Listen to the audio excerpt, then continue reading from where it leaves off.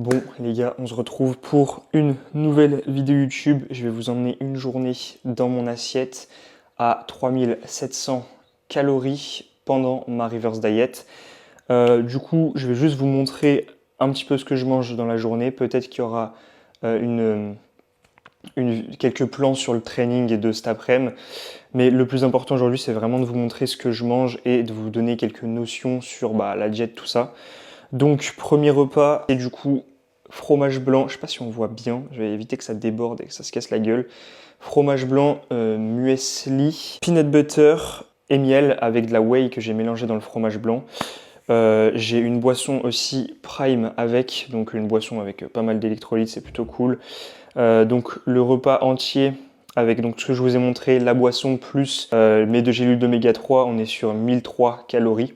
Donc ça fait un gros repas dès le matin, mais bon voilà, écoutez, je vous montrerai un petit peu comment je vais répartir mes calories, peut-être que je mettrai un screen de MyFitnessPal ou quelque chose comme ça. Mais voilà, donc ça c'est mon premier repas de la journée, et puis on se rejoindra pour les autres, et je vous parlerai un petit peu plus de la reverse diet à un autre moment dans la journée. Bon, du coup je vous reprends pendant un de mes blocs de travail, je continue de faire mes steps. Du coup, je vais vous parler un petit peu de la reverse diet et pourquoi je suis dans cette étape-là. Comme je vous ai dit dans la précédente vidéo YouTube, je suis passé par une phase de mini-cut. Et cette phase de mini-cut, avant ça, il y avait un surplus calorique prolongé qui a duré environ 8 mois. Après ça, forcément, sur un surplus calorique, l'objectif c'est d'accumuler le moins de gras possible. Mais tu en accumules quand même parce que tu es en surplus calorique et même si il est bien fait, il y aura toujours un moment où l'accumulation du fat se fera ressentir et en plus de ça, l'accumulation du surplus, donc les calories assez élevées, vont faire que tu n'auras plus cette sensation de faim et que tu n'arriveras plus forcément à manger. En tout cas, moi, c'était mon cas. Et voilà, donc après ça, j'ai fait une phase de mini-cut de 7-8 semaines, je pense, pour virer ce surplus de gras accumulé. Donc mini-cut, c'est quoi? Comme je l'avais expliqué, c'est un déficit agressif. Et l'objectif, c'est de passer le moins de temps possible en déficit pour éviter d'avoir l'accumulation de la fatigue liée à un déficit calorique. Donc voilà l'intérêt d'un mini-cut, c'est aussi de virer le surplus de gras accumulé pendant le surplus de manière rapide. D'où le lien rapidité d'effet et agressivité du déficit. Ensuite, là, on est reparti avec mon coach sur la reverse diet, le sujet principal de la vidéo.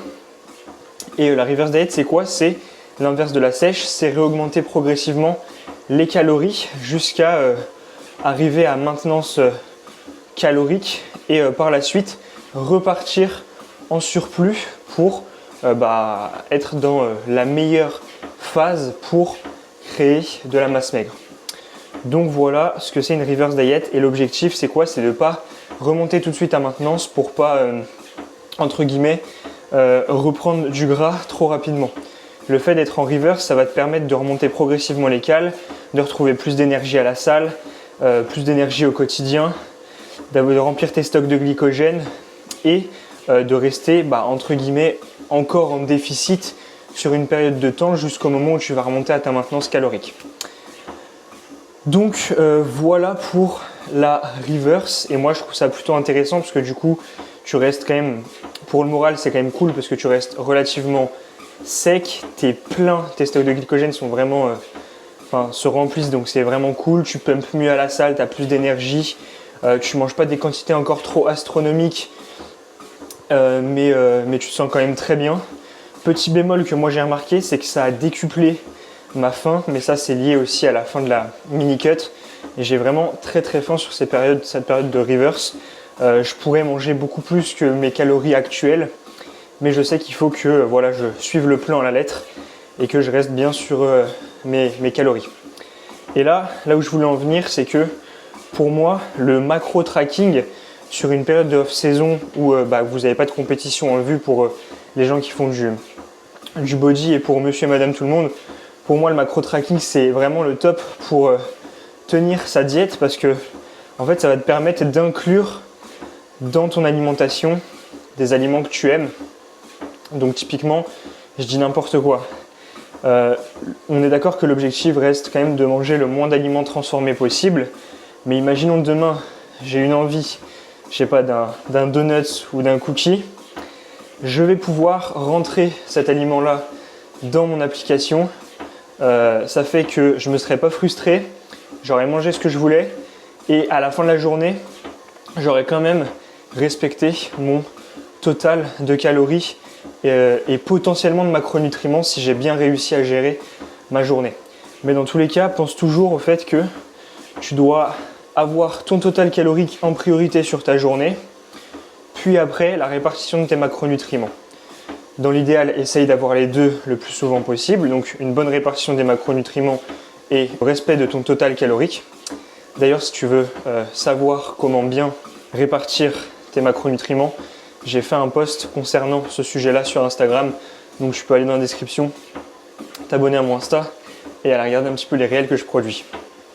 Bref, on en revient sur le fait que pour moi le macro tracking, c'est vraiment ce qui va te donner le plus de flexibilité et ce qui va te permettre de tenir ta diète sur le plus long terme, que tu sois en surplus, en déficit ou en maintien.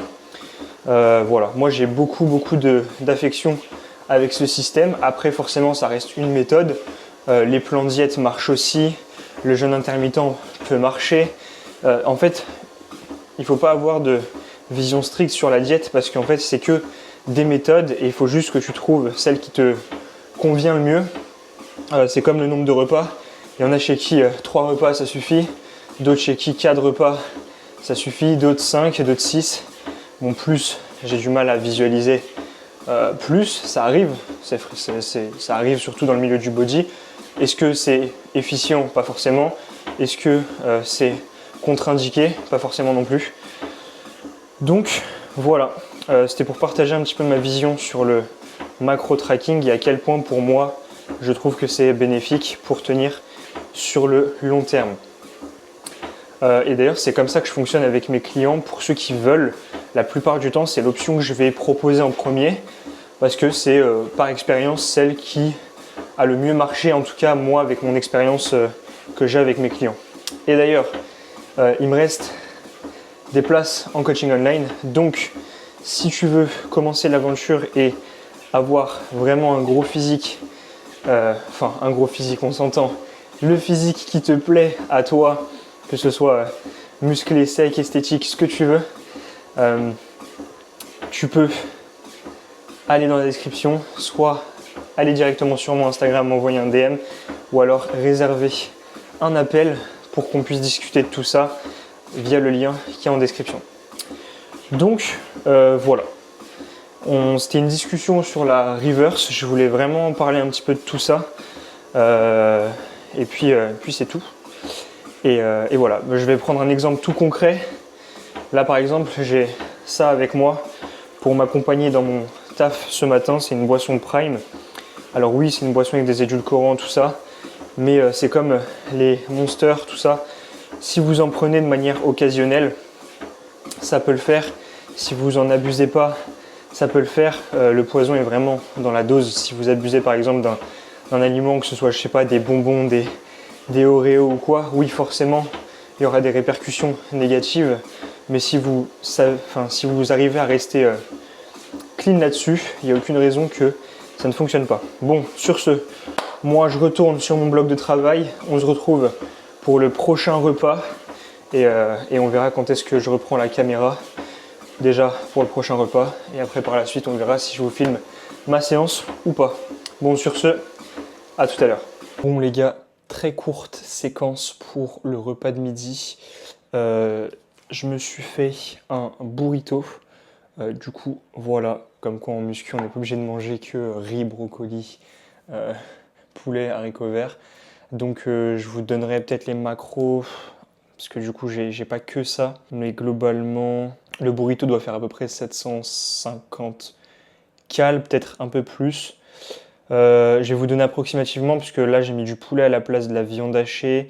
Globalement, c'est 775 cales pour le burrito entier. Là, il fait un peu moins parce qu'il y a du poulet et à la place du fromage blanc 3%, il y a du fromage blanc 0%, donc légèrement moins calorique. Mais globalement, voilà, 775 cales. Ça, c'est mon repas pré-workout. En dessert, entre guillemets, je me suis mis des dattes et une banane. Et avec ça, j'aurai une Monster Energy. C'est tout, enfin 0 cales. Donc voilà, c'est parti. Je coupe la séquence là maintenant parce que je suis vraiment dans le rush. Et on se retrouve pour le prochain repas, donc le repas post-workout. Du coup, juste avant de partir à la salle, on a 50 grammes de dattes et une banane après le burrito que j'ai mangé. Et voilà, toujours dans le rush, je déguste ça et après je me prépare pour foncer à la salle. Du coup, je vais décoller pour la salle. Je prépare mon sac pour le post-workout qui aura lieu après.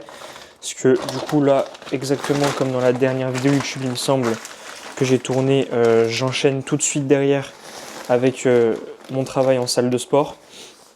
Donc je prends le post-workout directement dans mon sac. Là-dedans, on a un shaker avec donc des BCAA tout simplement. Hop. Et après, je crois que j'ai déjà tout ce qu'il faut. Donc je prends ça. Ma petite canette, une seconde. Petite canette aussi de Monster goût pêche. Elle, c'est la zéro sucre. Elle est vraiment incroyable également. Et puis let's go. Rendez-vous à la salle. Je sais pas si je vous mets des plans de la salle dans la vidéo YouTube. Aucune idée. Je verrai s'il n'y a pas trop de temps de rush. Et sinon, je les mettrai. Et s'il y a trop déjà de temps de rush, je les mettrai pas. Et voilà. Vous verrez ça de toute façon dans quelques secondes si j'en ai mis ou pas. Du coup, séance pec dos terminée et actuellement en train de prendre mon pré-workout. Je sais pas si on voit bien. Bon, de toute façon, c'est très moche. Crème de riz, whey, fraise et framboise, chocolat noir et peanut butter. Grosse collation. Et le prochain repas sera dans très longtemps. Je rentre vers 22h pardon, ce soir du taf. Et il est actuellement 15h, je vais avoir fini de manger vers 15h30 je pense, 15h40. Donc voilà, le repas qui va... Enfin, je vais devoir tenir jusque là. Et puis voilà. Donc ouais, post-séance d'eau, j'ai du mal à réfléchir, c'était vraiment cool. J'ai pas filmé de plan, mais la séance était vraiment très bien. Donc là, je vais attaquer mon post-workout et je vous retrouve beaucoup plus tard dans la journée pour le repas du soir et potentiellement quelques petites choses que j'ai à vous dire encore. Et voilà, sur ce, à ce soir. Bon du coup les gars, on se retrouve comme prévu, il est 22h15, dernier repas de la journée. Pommes de terre, ratatouille et poulet. Donc je vais pas vous mentir, je pense que la vidéo YouTube sera beaucoup plus courte que la précédente normalement. Mais là voilà, je viens de rentrer du taf, je suis claqué. Mais au moins vous avez l'aperçu d'une journée à 3700 cales environ, 3740 précisément, pour 4 repas. Donc j'aurais pu en faire plus, mais du coup sur cette journée ça s'est organisé en 4 repas. Donc voilà, c'était vraiment une vidéo pour parler un petit peu de la reverse et un petit peu du macro tracking que je trouve quand même relativement intéressant et qui moi me convient complètement, en tout cas pendant le off-saison.